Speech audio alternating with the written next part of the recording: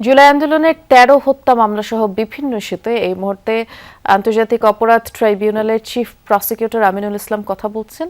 আমরা সরাসরি যাচ্ছি।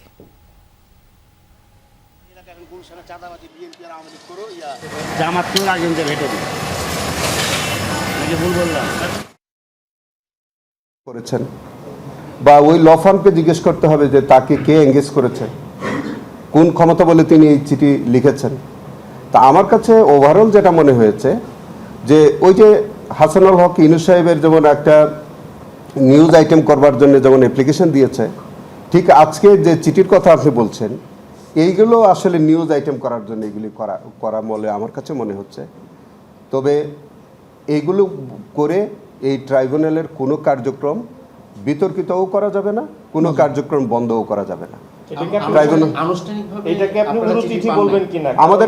আমাদের কাছে আনুষ্ঠানিক, অনানুষ্ঠানিক বা অফিসিয়ালি, আনঅফিসিয়ালি কোনোভাবেই আমাদের কাছে কিচ্ছু সুযোগ নাই।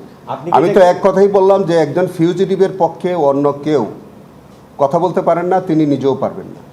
এটা মিডিয়াতে বলেন, হ্যাঁ, এটা যে ফর্মেই পাঠান না কেন, আর আমাদের এটা অনলাইন বা অফলাইন কোনোভাবে আমাদের কাছে আসে না। আমি ওই ফার্মের সাথে ব্যক্তিগতভাবে ইমেইলে কথা বলেছি, বলেছে যে তারা এরকম একটা চিঠি পাঠিয়েছে। আচ্ছা। এবং সেখানে তারা যেটা মূল যে বক্তব্য ফাঁসির দণ্ড স্থগিত চাওয়া, এই যে অডাসিটি, এটা জাতিসংঘের রিপোর্ট অনুযায়ী শেখ হাসিনার যে জুলাই হত্যাযোগ্য হয়েছে, তারা এইটাকে লন্ডনের ওই ল ফার্ম অস্বীকার করেছেন। এটা কি ওরা করতে পারেন কি নাকি ওরা অডাসিটি দেখিয়েছেন?